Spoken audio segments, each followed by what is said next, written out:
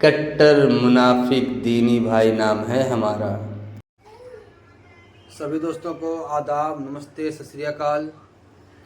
और मेरे ख्याल से आप सभी लोगों ने एक कहावत तो सुनी होगी कि 100 चूहे खा के बिल्ली चली हज पे। हज के लिए क्यों बोली जाती है? ये क्यों नहीं बोला जाता कि 100 चूहे खा के बिल्ली चली 4 धाम, बिल्ली चली वेटिकन सिटी? हज के लिए ही क्यों बोली जाती है? ये बहुत सोच समझ के, मेरे ख्याल से जिसने भी ये बात बोली है, बोलना शुरू किया है, वो बहुत सोच समझ के शुरू किया है। क्योंकि आप लोग देखेंगे कि बहुत सारे ईमान वाले होते हैं जो बेचारे सारे उल्टे पलटे काम करते हैं, सारे हराम काम करते हैं, और जब पैसा इकट्ठा हो जाता है तो उसके बाद हज पे चले जाते हैं। ये आप चाहे गौर करेंगे, बहुत सारे गैंगस्टर्स में भी आपको चीज़ देखने को मिल जाएगी। फिल्म इंडस्ट्री जिसको ये हराम मानते हैं, वहाँ से भी कई सारे लोग पैसा कमाते हैं, फिर हज पे चले जाते हैं। या और भी कुछ काम 2 नंबरी हो, चाहे जैसे भी हो, जो इनके नज़दीक हराम है, पहले उसमें दबा के शामिल रहते हैं, फिर पैसे कमाते हैं और उसके बाद हज पे निकल जाते हैं। अगर वो हज पे ना निकल पाए तो इतना तो तय है, मजहबी तो बहुत कट्टर बन जाते हैं भाई। अगर वो हज पे ना निकल पाए तो कम से कम एक कट्टर मजहबी, कट्टर इस्लामिस्ट बन जाते हैं। इसी तरह की एक और वीडियो 100 चूहे खाने वाली बिल्ली की हम आपके सामने पेश करेंगे, जिसका नाम है सना खान। तो हम वीडियो को शुरू करते हैं। आप अल्लाह से पहले मांगिए, उसके साथ अपना मामला जो है अच्छा रखिए। अगर अल्लाह आपको यहाँ भूखा भी मारता है ना, चलेगा। घर, बहुत सारे लोग बोल रहे थे मुझे यहाँ घर नहीं है, घर नहीं है, चलेगा। अच्छा, ये बोल रही है कि अल्लाह आपको अगर यहाँ भूखा भी मारता है तो चलेगा। ये वो औरत है जो सच में 100 चूहे खा के हज पे गई है। ये वो बिल्ली है, यानी इसने फिल्म इंडस्ट्री में रह के दबा के पैसा कमाया। आज इसके पास काफ़ी पैसा है, काफ़ी दौलत है, शोहरत है। उसके बाद ये चूँकि अब चूहे खा चुकी तो अब हज पे जाना है, तो ये आज की डेट में दीनदार बन के बैठी हुई है और लोगों को सलाह दे रही है कि अगर आपके पास घर नहीं है तो चलेगा।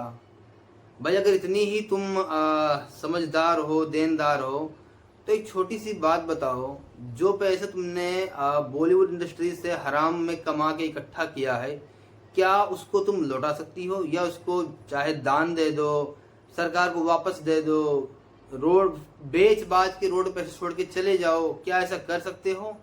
नहीं। क्यों? क्योंकि तुम 100 चूहे खा चुकी हो।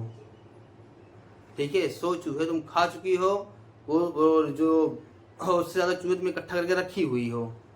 ठीक है, तो जाके अब जो कि तुम्हारा पेट भरा हुआ है, तब जाके तुम्हारे मुंह से इतनी बातें निकल रही हैं। फॉरएवर यहाँ पे रहेंगे क्या? हम नहीं रहेंगे। यहाँ नहीं चाहिए हमको घर, हमको चाहिए जन्नत में। मैं यहाँ आई हूँ क्यों? क्योंकि मेरा जन्नत का घर नहीं बना है। मैं मेरे घर जन्नत में बनाना चाहती हूँ, इसीलिए। इसका जन्नत का घर नहीं बना है भाई कोई, और इसको यहाँ कुछ चाहिए भी नहीं, लेकिन इसने पीछे जो जीपे, बारकोड, फोन पे वगैरह लगा रखा है, पता नहीं ये पैसे जन्नत डायरेक्ट भेजेगी या क्या करेगी। क्योंकि अगर कोई ये बोले कि भाई उन पैसों को इकट्ठा करके उससे नेक काम किए जाएंगे, तो भाई नेक काम करना इस्लाम में जन्नत जाने की गारंटी नहीं है। ठीक है, आपको इस्लामी काम करना, ये फिर एक बार को भी कोई फिक्स नहीं है कि आपको जन्नत की गारंटी मिल जाए। जन्नत की गारंटी इसलिए फिक्स नहीं है कि पहली बात तो हुजूर ने बोल रखा है कि जो जहन्नुम में जो औरतों की जो जहन्नुमियों में जो अक्सरियत है, जो मेजोरिटी है, वो औरतों की है। ठीक है, एक चीज़ तो ये। दूसरी चीज़ ये है कि हदीस में हुजूर ने ये भी बोल रखा है कि भाई मैं किसी की बशारत कैसे दे दूँ जबकि मुझे खुद नहीं पता कि मैं जन्नत जाऊँगा या जहन्नम जाऊँगा, जबकि मैं तो एक रसूल भी हूँ। ठीक है, तो इस बेचारी का अभी घर नहीं बना है जन्नत में, तो ये घर बनवाने पर लगी हुई है, और ये शायद ये जीपे और फ़ोन पे से पैसा इकट्ठा करके उधर ही भेजेगी। तो और देखते हैं इस मक्कार मोहतरमा ने और क्या क्या बोला हुआ है।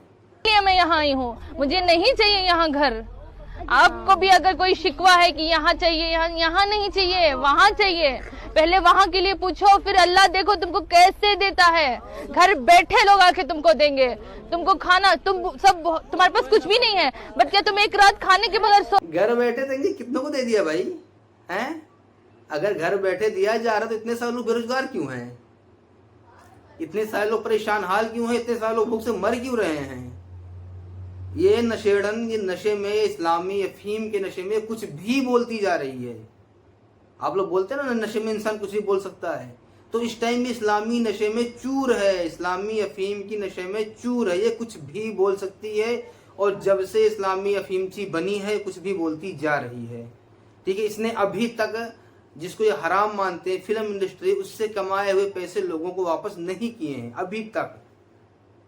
ये सूरत हाल है। ठीक है, हो कुछ ना कुछ तो मिलता है ना, अल्लाह भेजने वाला है, तो अल्लाह के साथ अपना मामला एकदम पक्का रखो। अल्लाह ताला जरूर आपकी ख्वाहिशों को पूरा करेगा। अगर आपकी ख्वाहिशों को नहीं पूरा करेगा तो आपके बच्चों की। इसने पूछा कि क्या तुम कभी किसी रात बगैर खाए सोए हो? नहीं ना, अल्लाह देता है।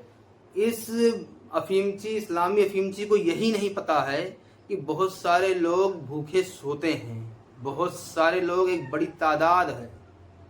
ठीक है, अब वहाँ ये बेवड़ी औरत बोल सकती है कि अल्लाह ने उनको नहीं दिया, अल्लाह की औकात नहीं थी उनको देने की? क्या ये बोल सकती है? नहीं। क्यों? क्योंकि ये सो चूहे खा के हज पे जाने वाली बिल्ली है। ठीक है, अभी ये लोगों को बेवकूफ बनाने पे लगी हुई है इस्लाम के नाम पे।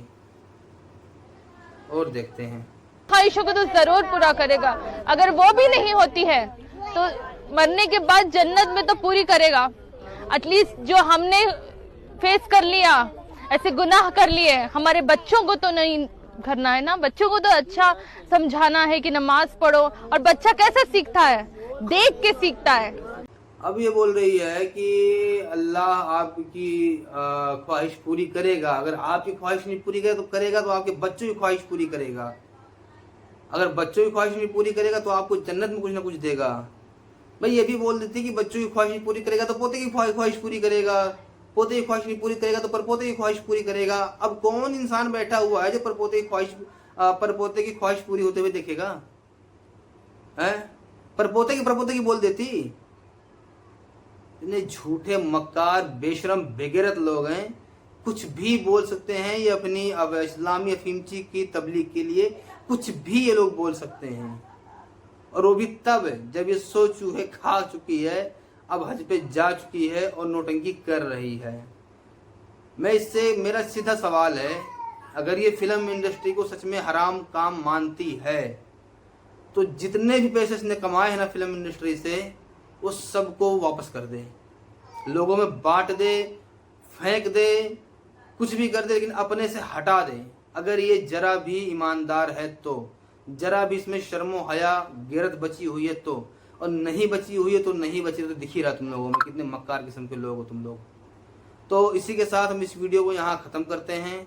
आप लोग हमारे साथ जुड़े रहने के लिए हमारे चैनल को सब्सक्राइब करें, लाइक करें, कमेंट करें, शेयर करें, और आप हमें फाइनेंशियल सपोर्ट भी कर सकते हैं ताकि इस तरह की और वीडियोज हम बनाते रहें और इस काम में हम लगे रहें। मिलते हैं आप लोगों से अगली वीडियो में, तब तक के लिए खुदा हाफिज, वंदे मातरम। आपके सामने एक बड़ा सा रेड बटन है। हाँ, है। दबा दिया, आगे बोलो।